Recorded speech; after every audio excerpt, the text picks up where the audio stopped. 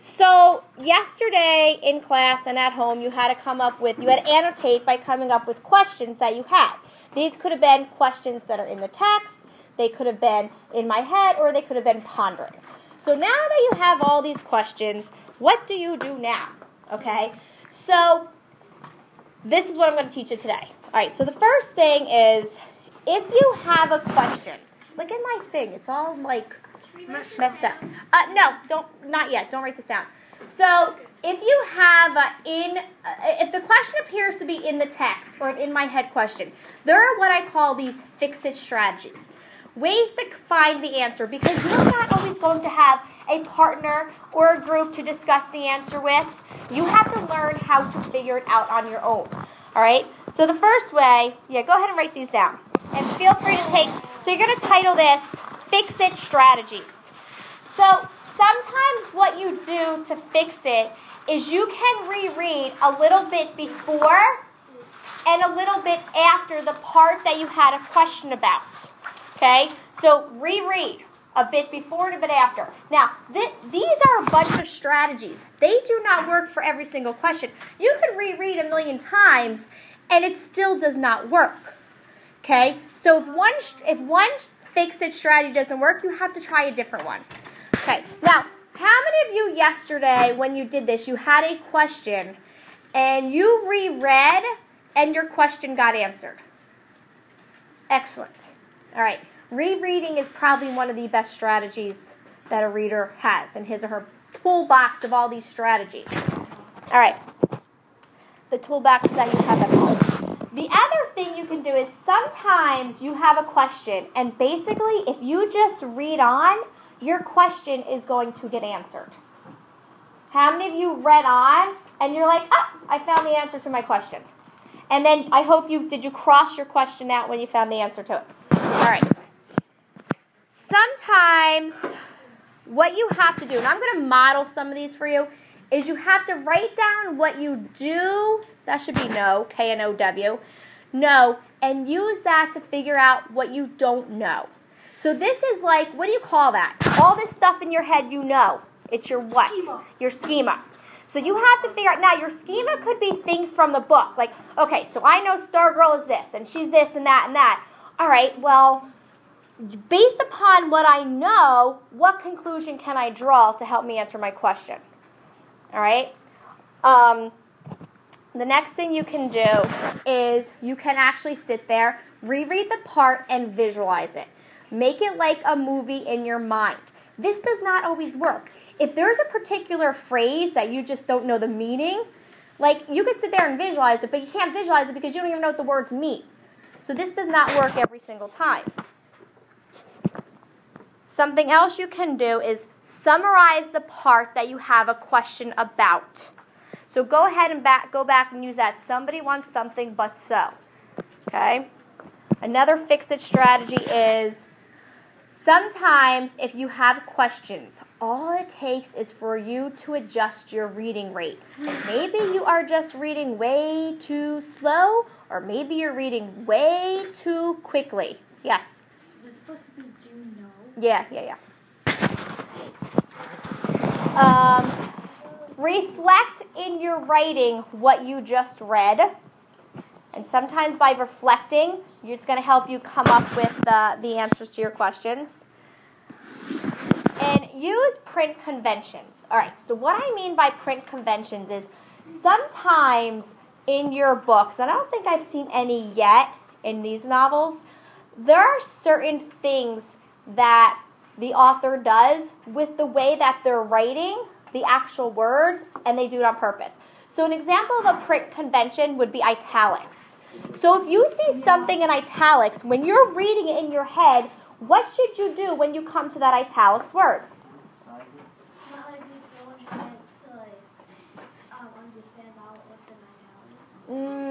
Emphasize it. Emphasize it. So like if the author wrote, like, so for example, if this was in italics, the word print, I would read it as use print conventions. Another print convention are commas. You know when you're reading nonfiction and you see a word, and then all of a sudden there's a comma, then there's a whole bunch of words in the middle, and then another comma? Well, sometimes those words in the middle actually give the definition of the word that came before the commas. So you have to use these print conventions. So you have commas, you have italics, sometimes you have bold words, right? And then the last one is sometimes you have to use another source to help you figure out your answer to your question. So no, this does not mean another person, because like I said, you're not always going to have another person with you. Like when you take the NJ Ask or the SATs, you're not going to have someone there to help you when you don't understand something. All right, actually you're not going to have a dictionary with you either, right? Or a computer. So forget that was a bad example. All right, so like a lot of you, your questions are the meaning of words. So all you have to do is go get a dictionary or the iPad or whatever and look up the meaning of that word. So what I'm going to do now is I'm going to show you some of the confusions that we had talked about with the jacket. I'm going to show you how I'm able to answer my questions using some of these strategies. So take another minute and finish writing them down. Remember, abbreviate. Yesterday when we read this, okay, one of the confusions I had, I don't know if it was me or you guys, but was this very first line. My clothes have failed me. So the question I had is, how did his clothes fail him? So what I'm going to do,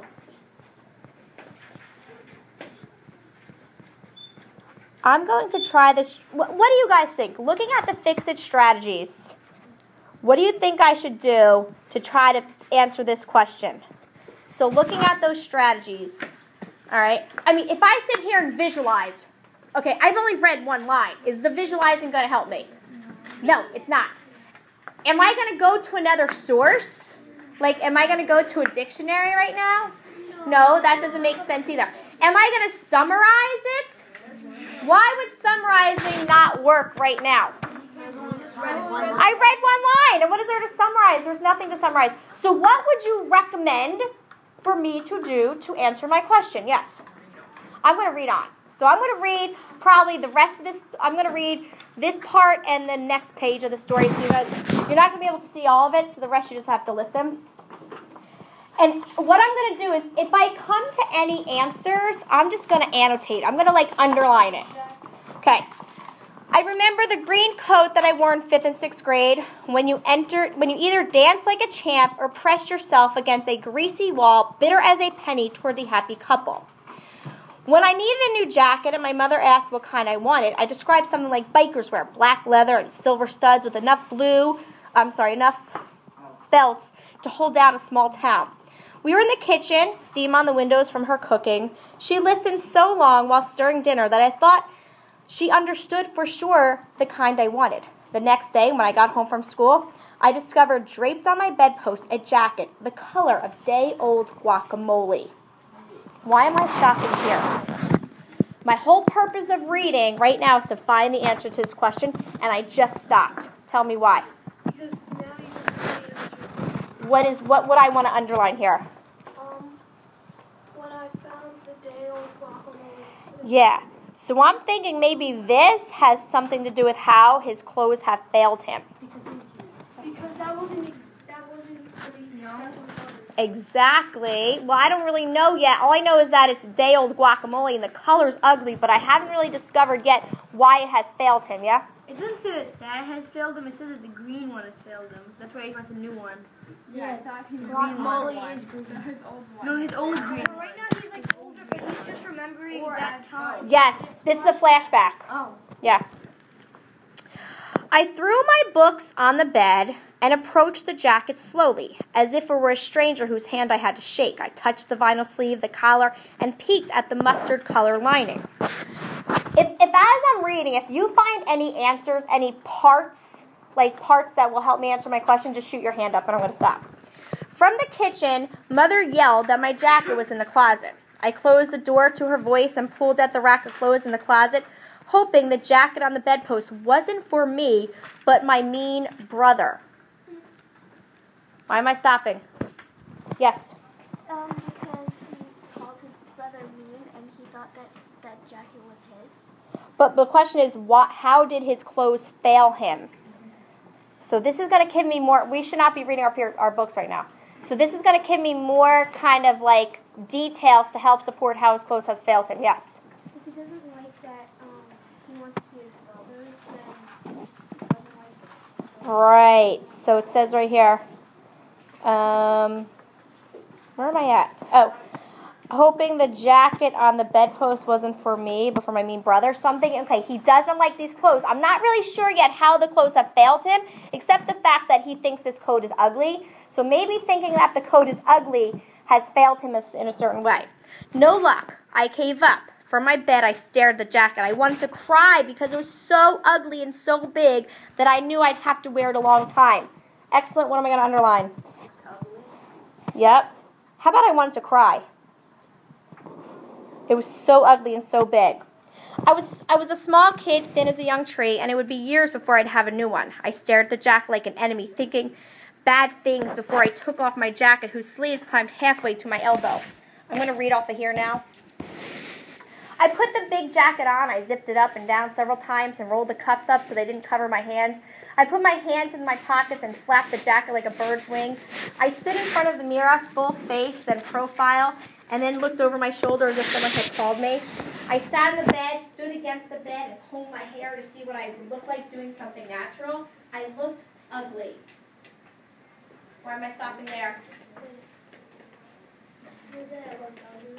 Yes, clothes have failed me, right? So him looking ugly, his clothes are supposed to make you look good, right? So now he has this jacket that he keeps saying over and over, ugly, ugly. I threw it on my brother's bed and looked at it for a long time before I slipped it on and went out the backyard, smiling a thank you to my mom as I passed her in the kitchen. With my hands in my pockets, I picked a ball against the fence and then climbed it to sit looking into the alley. I hurled orange peels at the mouth of an open garbage can, and when the peels were gone, I watched the white puffs of my breath thin to nothing. I jumped down, hands in my pockets, in the backyard on my knees. I teased my dog, Brownie, by swooping my arms while making bird calls. He jumped at me and missed. He jumped again and again until a tooth sank deep, ripping an L-shaped tear on my left shoulder. I pushed Brownie away to study the tear as I would a cut on my arm. There was no blood, only a few loose pieces of fuzz. Darn dog, I thought, and pushed him away hard when he tried to bite again. I got up from my knees and went to my bedroom to sit with my jacket on my lap with the lights out. That was the first afternoon with my jacket. The next day, I wore it to 6th grade and got a D on a math quiz.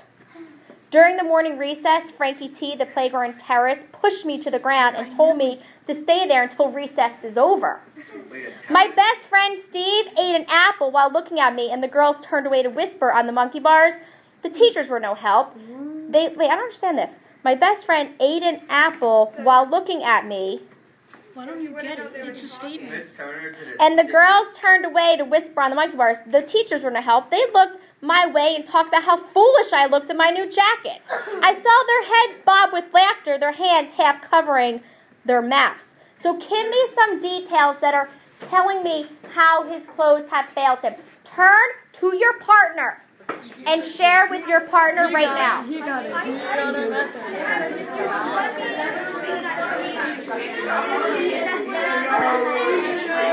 So by reading ahead, okay, so I set it, like proficient readers, they're always setting purposes when they're reading. So my purpose for reading ahead was to find details that help me answer the question, how did his clothes fail him? So give me some additional details.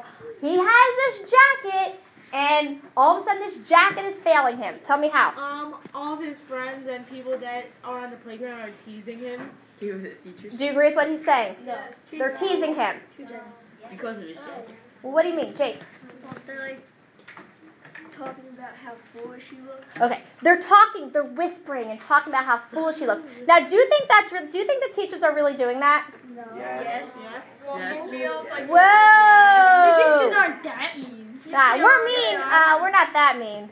Well, you think We're not. You're not. So, Mr. Riley. You're not. so wait. So I don't. So his perception is that these people are talking about him. Now, whether or not they really are, I mean, I highly doubt the teachers. Trust me, teachers have better things to talk about than whether or not a kid looks ugly in a jacket. Trust us, we have more important things. All right, so tell me another detail.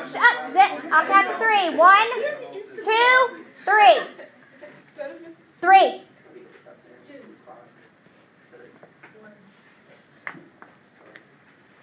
Give me another detail that supports his clothes failed him. So we had them whispering about him on the playground. He got a D. He got a D on his test. Well, that kind of. The kid pushed him to the ground. Okay, so now, basically, these are all details, but I have to use what I know. Okay, so now I kind of like read ahead, but what I'm doing is I'm using another fix-it strategy. I'm using, what's that one it's called? Using what you know to figure out what you don't know. So I know that when he puts on this jacket, I know the jacket is ugly guacamole. I know he got a D on a test. I know that somebody do that for me. I know that he had the bully, the terrorist of the playground push him. I know his friend kind of betrayed him, which I gotta tell you, I still don't get that apple part. No, he wasn't talking to him.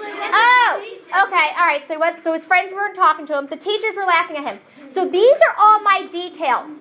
Don't say that to my book. So, but these details are not my answer. So draw a conclusion. In what way have these clothes failed him? So if I use all of those details, sum it up in one sentence. How have they failed him? In your notebooks, write down the answer right now. Okay, so now, looking at all the details, the answer to the question is, how did his clothes fail him? Basically, it ruined his life. I thought it made his life miserable. Or made his life miserable. I said it made him look good. Then, I am going to use all of those details to support my answer. Okay, so I did this, and I used 2 fix-it strategies. I read ahead, and I went back and I said, okay, what do I know to help me figure out what I don't know? Okay, so now, let's look at another part that I was confused at. And I honestly, seriously, am not joking, like I really don't know this. So, there's this part right here. It said, I remember the green coat that I wore in 5th and 6th grade. When you either dressed like a champ or pressed yourself against a greasy wall, bitter as a penny. Now, toward the happy couples. I do not know what the phrase bitter as a penny means. Okay, so hold on. Now, I understand, like if I look at this first part, okay, so what he's saying, he remembers the green coat. Now, this is a flashback. So this whole beginning, he's just kind of like, Selena, he's just saying, oh, I remember this coat. So some of us were confused in that first part where he said, you either dance like a champ. So what I'm going to do right now is I'm going to visualize this. So I picture like people being all cool, you know, they're dancing like the champ. They're like, yeah, what's that move now? That Doggy? No, what's the one they're all doing, the crazy dance? Yeah.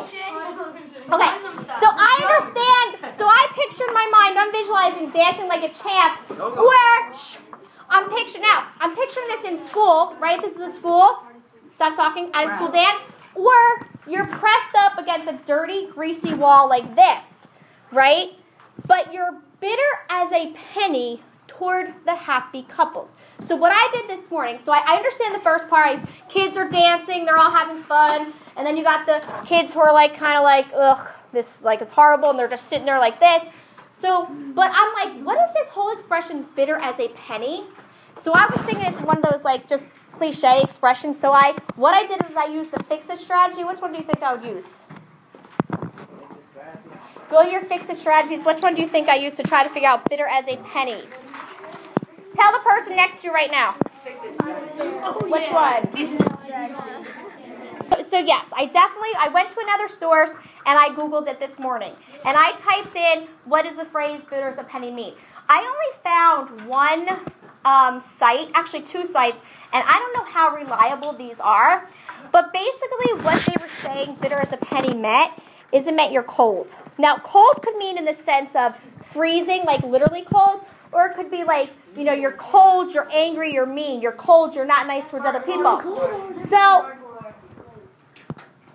So does it make sense if he was saying he was cold towards the happy couples? Yeah. Not like sitting there like, oh, I'm freezing, but kind of like not angry, not nice. So I fixed up this. I used my little fix-it strategy, find another source, to help me find the answers. So far I modeled for you 3 different ones. I modeled read ahead, use what you know to figure out what you don't know, and I modeled how to find another source. All right? So let's do one more. So there's something in here that's called visualize. No, not visualize. Oh, we also did visualizing, right? Yeah. Okay. Reflect in your writing. Okay. So as I've read on, all right, there's something else that confused me. Okay? Wait, how long is this jacket? It's a real story. It's a real story. This is actually a narrative. It's a personal narrative. All right. So somebody yesterday had the question, I don't know if it's this class or my other class, why did his mom get him a jacket he did not want? So what I'm going to do here is I'm just going to take a minute, okay, because I know I'm getting tested on this book, and I know I'm going to be held accountable when it comes time to discuss. So basically what I'm going to do is I'm just going to sit here and write for like 2 minutes on this whole why did the mom get him the jacket, and hopefully through my reflection I'm going to find the answer, okay? So all I'm going to do is I'm going to sit here and I'm going to think. All right, so I should be up here, look at what I'm writing. We should not be talking, watch me as I write. Shh.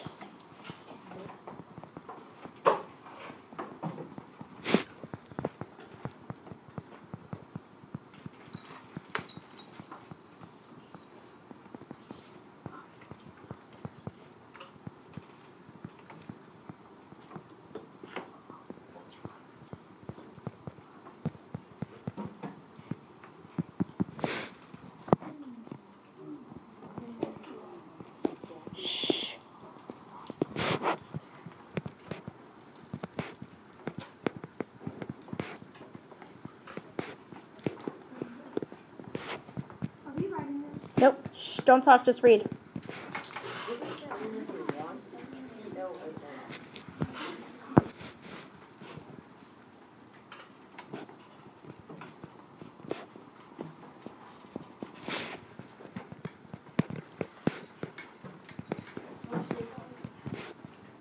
All right, so here's what I'm thinking.